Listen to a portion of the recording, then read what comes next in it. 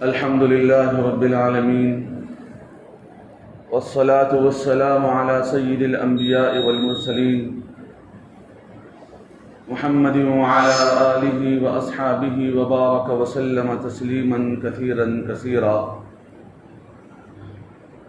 أما بعد، قال الله تبارك وتعالى في القرآن المجيد: أعوذ بالله من الشيطان الرجيم، بسم الله الرحمن الرحيم. يؤتي الحكمة من يشاء ومن يؤت الحكمة فقد أوتي خيرا كثيرا وما يذكر إلا أولو الألباب. وقال النبي صلى الله عليه وآله وسلم: المسلم من سلم المسلمون من لسانه ويده. معزز حاضرین کرام،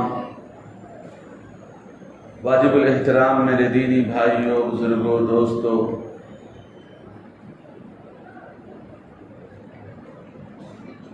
انسان اپنے دل کی بات کو کہنے کے لیے زبان کو استعمال کرتا ہے. جو اپنی مافی ضمیر کو جو ادا کرتا ہے وہ ہے زبان، اور زبان ہی سے انسان علم حاصل کرتا ہے.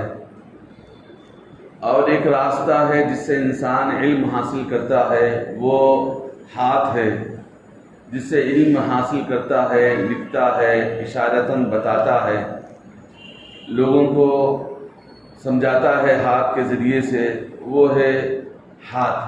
یہ دو آلے کار ہیں جس سے انسان علم کو سیکھتا ہے.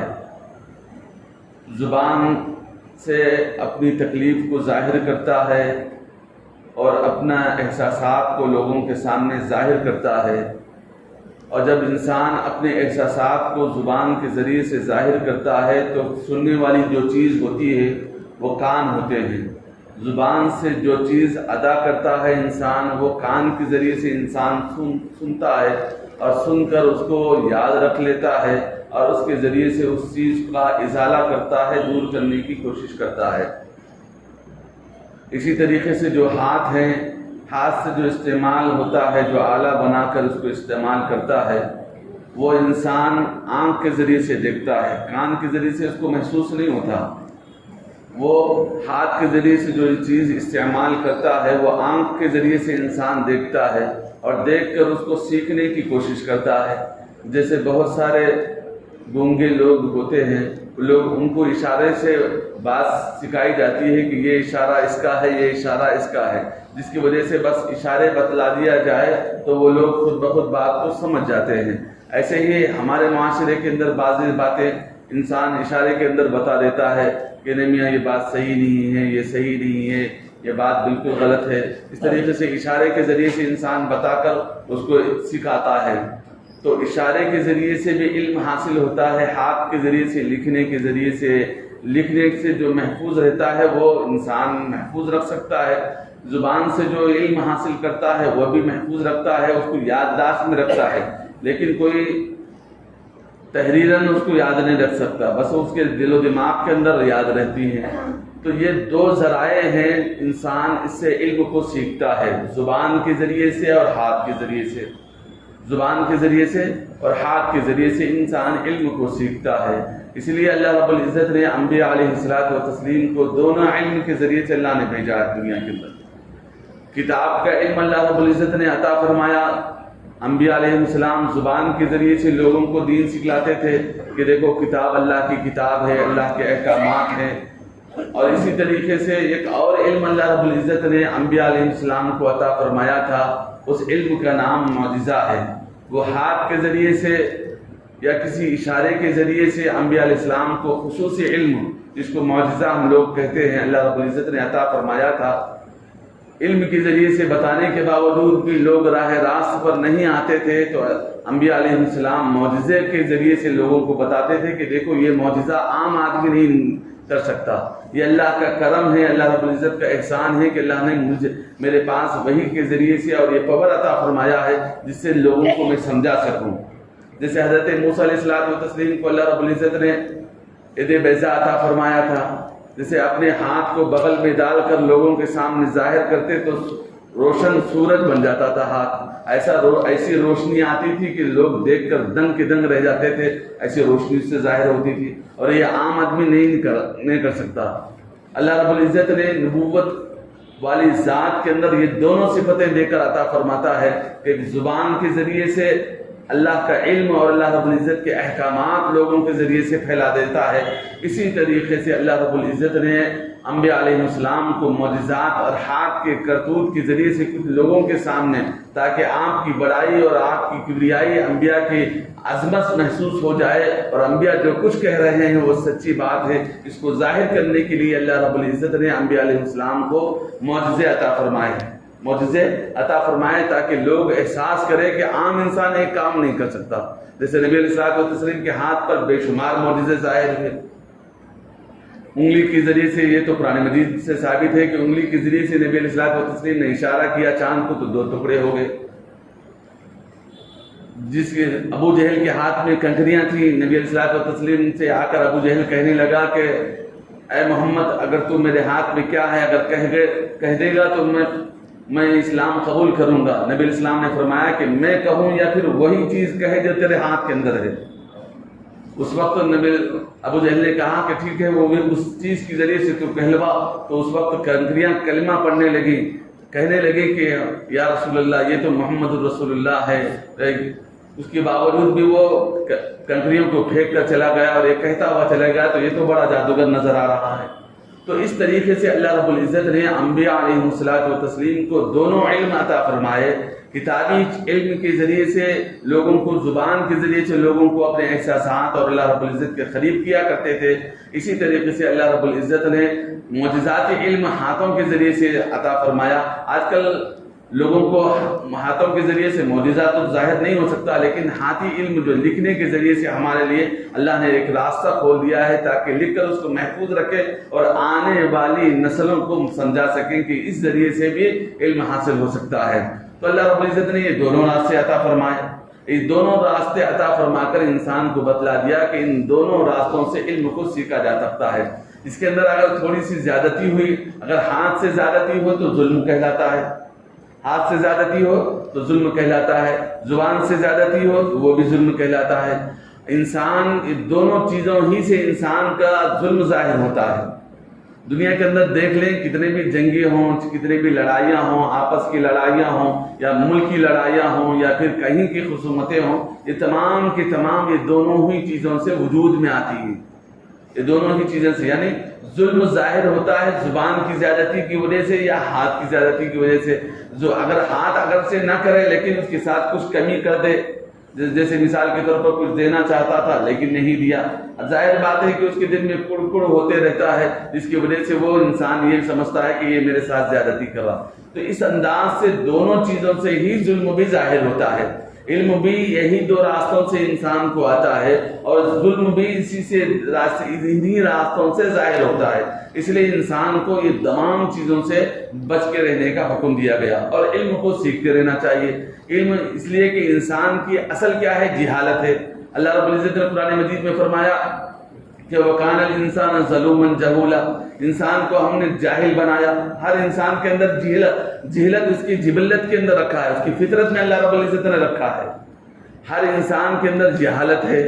اب جب انسان سیکھتا ہے سیکھتے کچھ وہ مرتبے پر حاصل ہوتا ہے، کچھ علم اس کو حاصل ہوتا ہے۔ جیسے ہم لوگ چھوٹے سے بچے کو بڑا جاننے والا نہیں کہہ سکتے، کیوں؟ اس لیے کہ اس کی عمر بھی نہیں ہے اور سیکھا بھی نہیں۔ جو انسان سیکھا ہوا ہوتا ہے جب تک سیکھتا نہیں اس وقت تک وہ بڑا جاننے والا نہیں کہہ سکتے۔ اسی طریقے سے عمر کا ایک حصہ انسان لگانے کے بعد اس کو جاننے والا کہا جاتا ہے، تو ایسے ہی اللہ رب العزت نے زبان کے ذریعے سے علم سیکھنے کا راستہ کھول دیا اور پھر ہاتھ کے ذریعے سے لکھنے کا راستہ کھول دیا، تاکہ ہم کو اور ہماری بات کے آنے والی نسلوں کے لیے اللہ رب العزت نے علم کو باقی رکھنے کے لیے دو ذرائع رکھے۔ اور پھر ان دونوں چیزوں سے دیکھ کر جو لکھا ہوا رکھا ہوا ہے وہ انسان دیکھ کر سیکھتا ہے، اور پھر جو انسان زبان سے ادا کرتا ہے وہ کان کے ذریعے سے انسان سیکھتا ہے، اس کو علم کہا جاتا ہے۔ کان کے ذریعے سے سیکھتا ہے، اس کو علم کہا جاتا ہے۔ اب پھر اس میں زیادتی ہو جائے، زبان سے کچھ انسان لوگوں کے خلاف کہہ دے تو یہ ظلم کہلاتا ہے۔ ہاتھ سے کوئی، اس لیے حدیث میں فرمایا گیا کہ المسلم من سلم المسلمون من لسانہ و یدہ، مسلمان وہ ہے جس کے ہاتھ اور کان سے دوسرے مسلمان، جس کے ہاتھ سے اور زبان سے دوسرے مسلمان محفوظ رہیں۔ اس کا کیا مطلب ہے؟ صرف مسلمان محفوظ رہیں یہ مطلب نہیں ہے، حدیث کا یہ مطلب نہیں صرف مسلمان محفوظ رہیں، غیر مسلم، یہودی، نصرانی اور عام انسان جانور محفوظ نہ رہیں، اس کا یہ مطلب نہیں اس حدیث کا۔ اس حدیث کا مطلب یہ ہے چونکہ مسلمان زیادہ تر مسلمان ہونے کی حیثیت سے اپنے ماحول کے اندر مسلم معاشرے کے اندر رہتا ہے، جب مسلمان اپنے مسلمان بھائی سے کے ساتھ بھلائی کرتا ہے تو ظاہر بات ہے کہ جب کسی سے غیر مسلم سے بہت کم واسطہ پڑتا ہے، غیر مسلم سے بہت کم واسطہ پڑتا ہے، کبھی کبھار واسطہ پڑتا ہے، اور مسلمانوں سے زیادہ تر واسطہ پڑتا ہے۔ اسی لیے علماء نے فرمایا کہ مسلمانوں سے چونکہ واسطہ زیادہ پڑتا ہے اس لیے مسلمانوں کا نام لیا گیا ہے کہ مسلمان سے محفوظ رہنے کا مطلب یہ ہے کہ مسلمان اپنے مسلمان ہونے کی وجہ سے اور اپنے ساتھیوں میں زیادہ تر گھرا ہوا رہتا ہے اور معاملہ اس کا زیادہ تر مسلمانوں کے ساتھ پیش آتا ہے۔ جب وہ محفوظ رہے گا، کبھی کبھی غیر مسلم سے بھی ملاقات کرتا ہے، یہودی اور عیسائی سے بھی ملاقات کرتا ہے، اور ان سے تو جب انسان کبھی کبھار ملاقات کرتا ہے تو اپنے لوگوں سے جب اچھا رہے گا، ظاہر بات ہے کہ غیروں سے بھی اس کے بعد اچھا رہ سکتا ہے، غیروں کے ساتھ بھی اچھا رہ سکتا ہے۔ اس کا یہی مطلب ہے۔ اس لیے جب بھی انسان زبان کے ذریعے سے، ہاتھ کے ذریعے سے ظلم ظاہر ہوتا ہے تو پھر اللہ رب العزت کا فیصلہ بھی ظاہر ہوتا ہے۔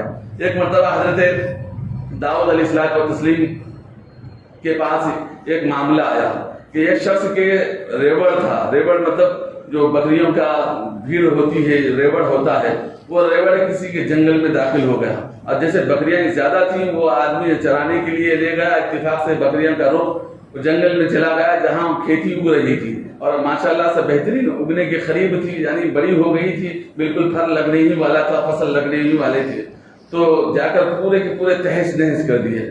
وہ واقعہ لے کر وہ شخص حضرت داؤد علیہ السلام کے پاس آیا۔ داؤد علیہ السلام نے فرمایا کہ دیکھو تمہاری بکریوں نے اس کے پورے جنگل کو خراب کر دیا ہے، لہذا میں یہ فیصلہ کرتا ہوں اس کا بڑا نقصان ہوا ہے، آپ تمام کی تمام بکریاں اس کے حوالے کر دیں۔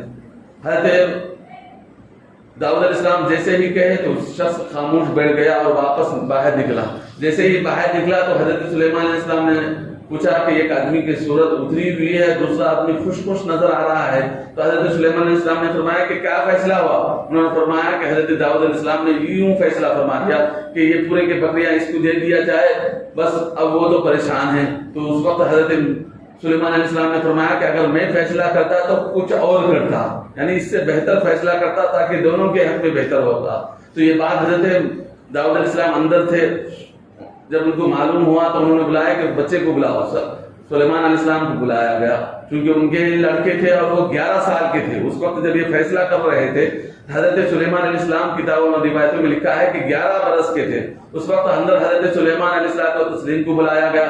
سلیمان علیہ السلام اندر گئے، جا کر فرمایا کہ دیکھو یہ اگر ان کو مکمل بکریاں ان کو دے دی جائے تو اس کے ساتھ ناانصافی ہوگی، کیوں؟ اس لیے کہ وہ اپنے مرضی سے نہیں کیا، بکریاں اتفاقی طور سے کر لی، لہذا میں بہتر سمجھتا ہوں کہ جو جنگل ہے، جنگل اس شخص کو دے دیا جائے جس کی بکریاں ہیں، اور وہ جا کر کاشت کرے، اور جب تک اس کا جنگل اس وقت تک جہاں تک جھاڑیاں اٹھی تھی اس وقت تک اس کے حوالے کر دیا جائے، وہ جنگل کا کام کرے، اس کے بعد پھر اس کے اندر جو بھی کام تھا، درخت وغیرہ لگانا تھا، لگا کر بڑا ہرا بھرا کر پھر اس جنگل والے کو حوالہ کر دیا جائے۔ اس وقت تک یہ بکریاں جو بکریاں والے کے بکریاں ہیں اس کے حوالے کر دیا جائے جو جنگل والا ہے، اور وہ اس وقت تک اس کا دودھ استعمال کرتے رہے، اس کا اون استعمال کرتے رہے، اس کو اختیار رہے۔ اس کے بعد دونوں خوش ہو گئے۔ کیوں خوش ہو گئے؟ اس لیے کہ دونوں کے ساتھ انصاف ہوا، میری بکریاں بھی واپس آ جائیں گی۔ اس لیے قرآن مجید میں اللہ نے فرمایا کہ فَفَهَمْنَاهَا سُلَيْمَانَ، ہم نے سلیمان علیہ الصلوۃ والتسلیم کے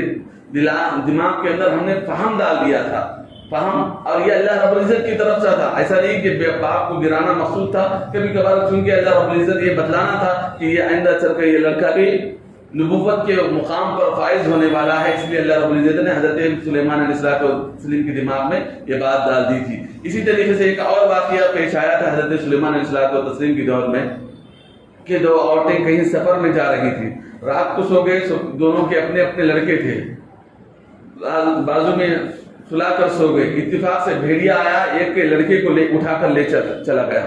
भेड़िया आकर एक बच्चे को उठाकर ले गया। अब दोनों औरतें हजरत लड़ रही हैं कि ये बच्चा मेरा है। छोटे जब बच्चे होते हैं तो ज्यादातर महसूस नहीं होते कि ये किसका लड़का है, लेकिन वो जो असल माँ थी वो तो समझ रही थी कि ये मेरा बच्चा है। बाजू में जो सोने वाली थी ये मेरा बच्चा है। दोनों आपस में लड़ने लगी। हजरत दाऊद अलैहिस्सलाम के पास फैसले के लिए आई। हजरत दाऊद अलैहिस्सलाम ने फरमाया कि दोनों से कसम ली। दोनों ने कसम खाकर यही कहा कि मेरा लड़का है, मेरा लड़का है।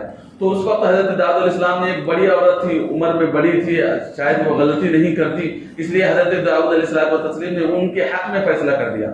उस बड़ी औरत के हक में हजरत दाऊद अलैहिस्सलाम ने फैसला दे दिया। जैसे ही बाहर निकली तो एक औरत खुश थी और दूसरी औरत बहुत ज्यादा मायूस थी। तो हजरत सुलेमान अलैहिस्सलाम ने पूछा कि क्या मामला हुआ। उस वक्त उन्होंने फरमाया, वो दोनों औरतों ने फरमाया कि इनके हक में फैसला फरमा दिया है, इसलिए मैं परेशान हूँ।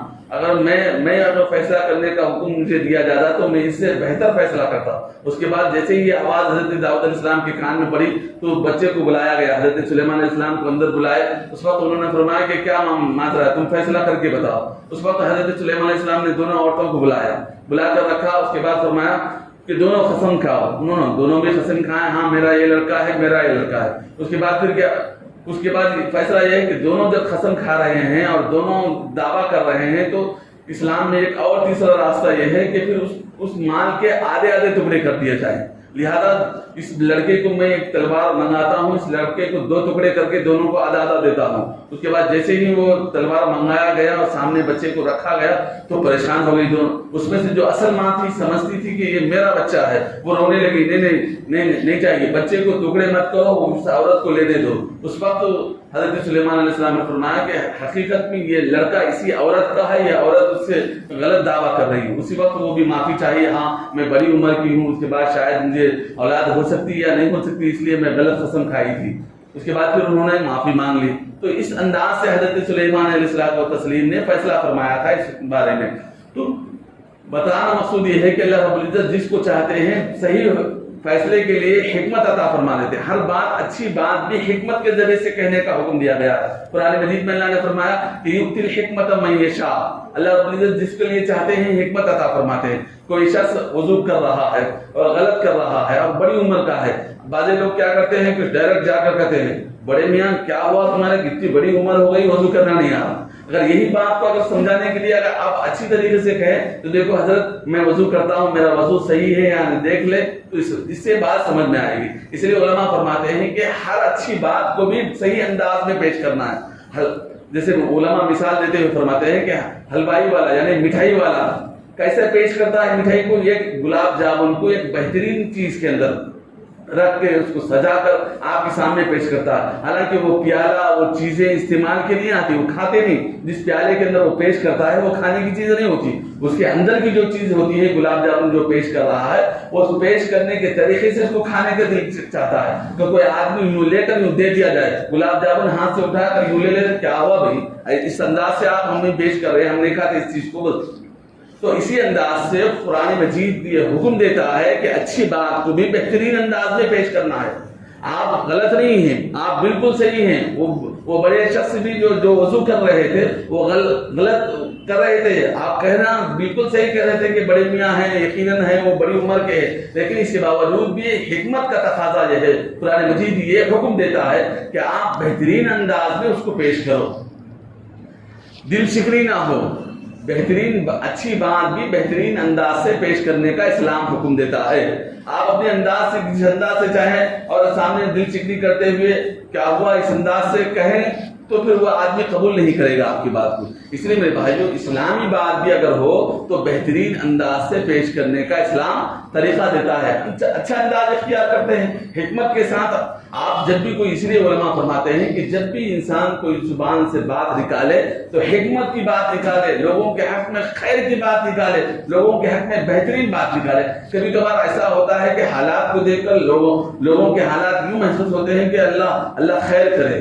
क्यों कहते हैं? इसलिए कि वो आदमी इस हद तक گر چکا ہوتا ہے، ایسے معاملات میں پھنسا ہوا ہوتا ہے جس کی وجہ سے لوگ دیکھ کر تنگ ہو جاتے ہیں کہ اس معاملے سے نکلنا مشکل ہو جاتا ہے، جس کی وجہ سے لوگ کہتے ہیں کہ اللہ خیر کا معاملہ کرے۔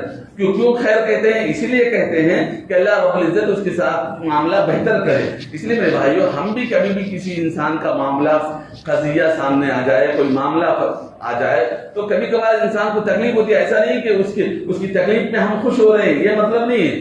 مطلب یہ ہے کہ اللہ اس کے ساتھ خیر کا معاملہ کرے، اس کے حالات کو درست کرے۔ کبھی انسان بڑا کام کرتے ہیں، جیسے آج کے اس دور کے اندر یہ کورونا کا وبا چل رہی ہے، بہت سارے لوگ پریشان ہیں، بہت سارے کاروبار نہیں ہونے کی وجہ سے، مال نہیں نکل رہا ہے، پیسے کی وجہ سے، حالات کی وجہ سے بہت پریشان ہیں۔ اپنے لوگ بھی، غیر مسلم تو اور زیادہ پریشان ہیں، اس لیے کہ ان کے پاس کیلکولیٹر کا زمانہ ہے، وہ لوگ آگے کا سوچ کر زندگی گزارتے ہیں، 20 سال 30 سال 40 سال پہلے کا پلاننگ ڈال کر زندگی گزارتے ہیں تو وہ لوگ پیچھے ہو جاتے ہیں، جس کی وجہ سے اور زیادہ پریشان ہیں۔ تو ایسی صورت کے اندر بہت پریشان ہیں، تو ایسے معاملے میں ہم کیا کرنا ہے؟ اللہ سب کے ساتھ خیر کا معاملہ کرے، سب کے حالات کو درست کرے۔ تو اب جب کوئی آدمی کے حالات واضح ہیں تو پھر بھی ہم سمجھ سکتے ہیں کہ پھر بھی وہ آدمی ایسے حالات ہونے کے باوجود بھی درست ہونے کی کوشش نہیں کرتا، تو ظاہر بات ہے کہ اللہ خیر کا معاملہ کرے، اللہ خیر کا معاملہ کرے۔ اس لیے میرے بھائیو، ہر انسان کو حکم دیا جاتا ہے کہ ہم آگے کی زندگی کے بارے میں نہ سوچیں، بہت زیادہ پلاننگ، 30 سال 40 سال، انسان کا 2 سال کا بھروسہ نہیں، 3 سال کا بھروسہ نہیں، 40 سال 50 سال تک کی پلاننگ ڈال کر انسان چلتا ہے، اور وہاں تک کی انسان کوشش کرتا ہے۔ اتنی کوشش کرنے کی ضرورت نہیں، انسان 1 سال زیادہ سے زیادہ، جیسے مثال کے طور پر انسان چٹھی ڈال رہا ہے، اور چٹھی بھی ایسی چٹھی ہے جس کے اندر سود سے پاک ہے، جتنا پیسہ دیا اتنا پیسہ واپس آ رہا ہے، تو اس کے اندر علماء فرماتے ہیں کہ اس کے اندر بتا دیا جائے، اپنے رشتے داروں کو سمجھا دیا جائے کہ یہ میں چٹھی ڈال رہا ہوں، اتنے کی ہے، یہ اٹھا لیا ہوں یا اٹھنے والی ہے فلاں مہینے کے اندر، بتا دیا جائے۔ اس کے اندر پھر بھی 1 1.5 سال تک کی گنجائش ہے۔ اب ہم لوگ کیا کر رہے ہیں؟ 4 سال 5 سال 10 سال 15 سال 20 سال 25 سال زندہ رہتا، تو 25 سال تک انسان زندہ نہیں رہتا اور وہاں تک کے معاملہ کرتا ہے۔ اللہ رب العزت کی یہ بات ناگوار گزرتی ہے، یہ بات ناگوار، انسان کے اپنا اپنے وجود کا بقا کا وہاں تک بھروسہ نہیں ہے، اور وہاں تک کہ انسان سوچ کر معاملہ کر لیا تو اللہ رب العزت کبھی ناگوار بھی گزرتا ہے، کبھی انسان کی پکڑ لے تو پھر کیا حالت ہو جائیں گی۔ اس لیے میرے بھائیو، انسان کبھی بھی ہو اپنے معاملات کو ایک حد میں رکھیں، بس 1 سال ہمارے صحابہ کرام رضوان اللہ علیہم کے بارے میں تو آتا ہے کہ وہ تو کل کا معاملہ، آج کا معاملہ آج ہی پہ ٹال دیتے تھے، کل تک بھی بات نہیں لے جاتے تھے۔ بہت سارے صحابہ کے پاس بعض لوگ آ کر کہتے تھے کہ نبی علیہ السلام کے پاس بعض صحابہ آ کر کہتے تھے کہ یا رسول اللہ، میرے پاس اتنا مال ہے، 1 مہینے کا بیٹھ کر کھا سکتا ہوں، 1 مہینے کا معاملہ کر لیا، میں 1 اونٹ خریدا ہوں۔ ایک صحابی نے نبی علیہ السلام کے پاس آ کر کہا کہ یا رسول اللہ، میں نے 1 اونٹ خریدا ہے، 1 مہینے کے بعد اس کے پیسے واپس کرنے کی نیت کر لیا ہوں، اس سے وعدہ لیا ہوں۔ نبی علیہ السلام نے فرمایا کہ کیا تم 1 مہینے تک زندہ رہ سکتے ہو؟ تمہیں کیا یقین ہے کہ تم 1 مہینے تک زندہ رہو گے؟ اس لیے میرے بھائیوں، جب نبی علیہ السلام اور صحابہ اور اس انداز سے اسلام یہ حکم دیتا ہے تو ہم کو بھی لمبی اڑان اڑنے کی ضرورت نہیں ہے، چھوٹی سوچ نہ رکھے صحیح، لیکن اب ہم اپنے انداز سے کام کریں، ایسے کام کریں جس میں ہمارا آنے والا نقصان ہوگا۔ ایک صاحب کے بارے میں نے سنا، ہمارے اپنے دور کے رشتے دار تھے، وہ بھی ایسی لمبی پلان کیا کرتے تھے، اتفاق سے ان کا انتقال ہوا۔ ان کے انتقال کو آج 4 سال ہو گئے، لیکن 4 سال تک آج بھی ان کا خرچ ان کے لڑکے بھر رہے ہیں۔ میرے بھائی، اللہ حفاظت فرما، اگر نہیں بھریں گے تو ان کو نقصان ہوگا، ان کو عذاب قبر ہوگا۔ حدیث میں فرمایا گیا کہ جو آدمی قرض لے کر مرتا ہے اس کا قرض پہلے ادا کیا جائے، ورنہ اللہ معاف فرمانے والا نہیں ہے۔ 4 سال تک ان کی اولادیں بھر رہی، کتنی مصیبت ہوتی ہوگی، اتنا لمبی اڑان میں اڑتے ہیں، کوشش کرتے ہیں لوگ۔ اس لیے میرے بھائیوں، اسلام ایسی چیزوں کا حکم نہیں دیتا، اپنے حد میں رہ کر انسان کام کرے۔ بس اللہ سے دعا ہے اللہ تعالیٰ ہم تمام کو کہنے سننے سے زیادہ عمل کی توفیق نصیب فرمائے۔ آمین۔ الحمدللہ۔